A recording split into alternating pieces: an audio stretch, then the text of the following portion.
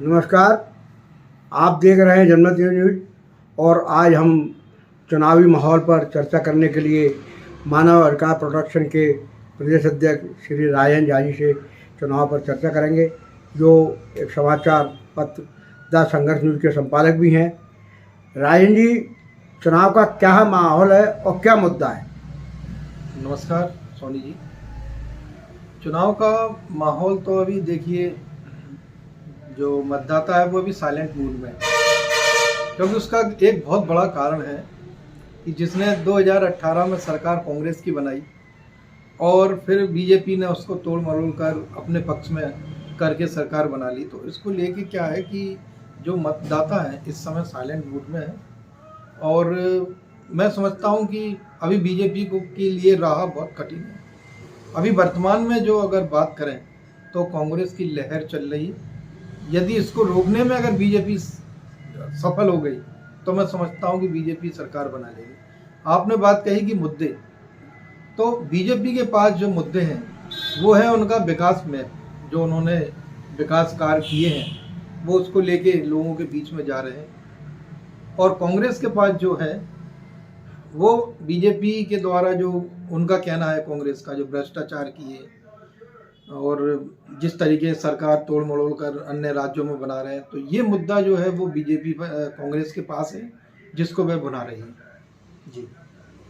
जैसे आप कहते हैं कि इसका रिपीट होना, कांग्रेस बीजेपी आ सकती है, बीजेपी को ये राह थोड़ी कर, लेकिन जो अभी महाराज सिंधिया और महाराज भाजपा और शिवराज भाजपा का जो द्वंद्व है वो सामने देखने को मिला।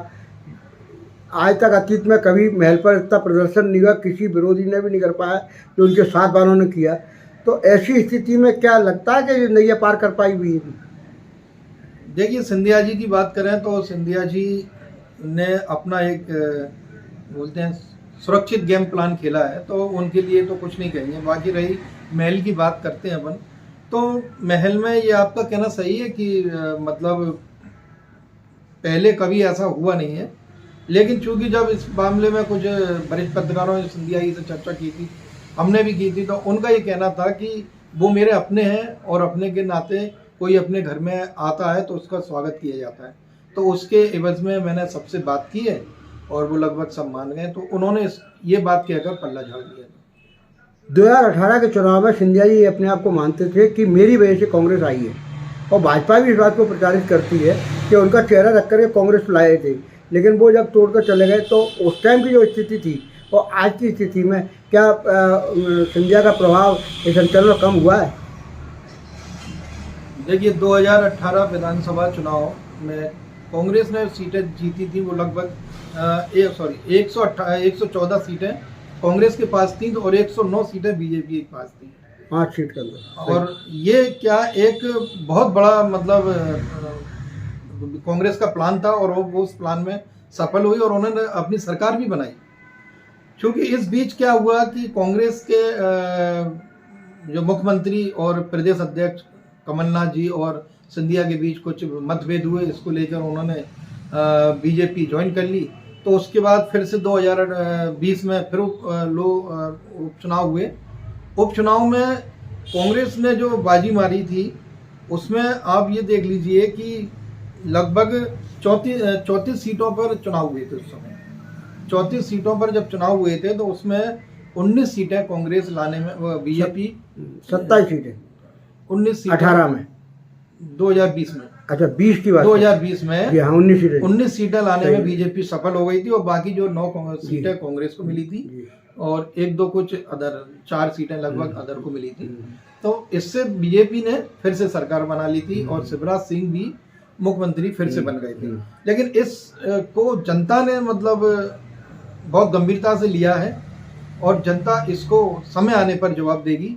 और सरकार किसकी बनती है ये तो फिर 17 नवंबर को जो मतदान होगा और 3 दिसंबर को जो मतगणना होगी उसमें क्लियर हो जाएगा। आपने सारी चीज़ें करी, लेकिन जो मुद्दा वर्तमान में जैसे मैं कई सार्वजनिक जगहों पर कोई दुकानदारों से, व्यापारियों से बात करके आ रहा हूँ, तो उनके सामने मुद्दा है कि बेरोजगारी, भ्रष्टाचार, महंगाई, ये मुद्दे इस टाइम चरम पे हैं। जैसे अभी प्याज ही देख लीजिए, अभी एक महीने पहले प्याज 20 रुपये किलो थी, आज 80 रुपये किलो है। दाल है, ये 2-3 महीने में जस्ट डबल रेट हो गए। खाद्य तेल जस्ट डबल हो गए। क्या सरकार का इस प्रकार कुछ नहीं है? देखिए, सरकार की बात करें तो सरकार महंगाई पर रोक नहीं लगा सकती, क्योंकि अब महंगाई क्या है कि सरकार के हाथ से भी फिसलती नज़र आ रही है। प्याज की बात करें या खाने की किसी भी चीज़ की बात करें तो लगभग 8 से 10 गुना उनकी रेट बढ़ गई है। अगर हम बात करें तेल के भाव की या चावल के या दाल के, तो लगभग सभी के उसकी रेट बढ़ गई है, जिसको लेके क्या है, आम जन की रसोई का हिसाब गड़बड़ा गया है।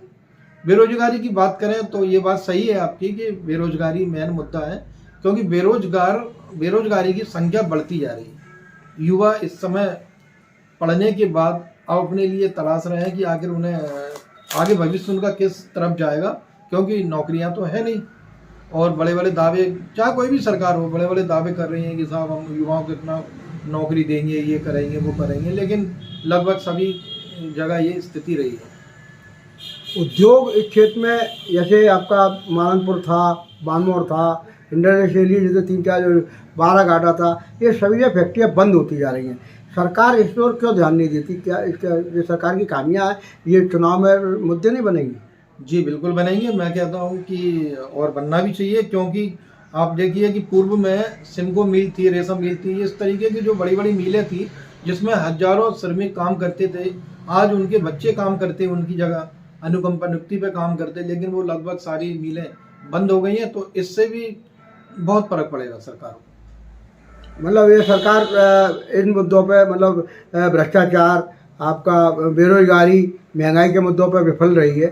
इस कारण बदलाव शायद हो सकता है। बिल्कुल हो सकता है। मतदाता शांत है, लेकिन वो शांत मन से क्या करेगा ये 17 तारीख को ही मालूम पड़ेगा। बहुत बहुत धन्यवाद राजन जी, बहुत अच्छी बेबाक चर्चा हुई अपनी। धन्यवाद। इसके लिए धन्यवाद।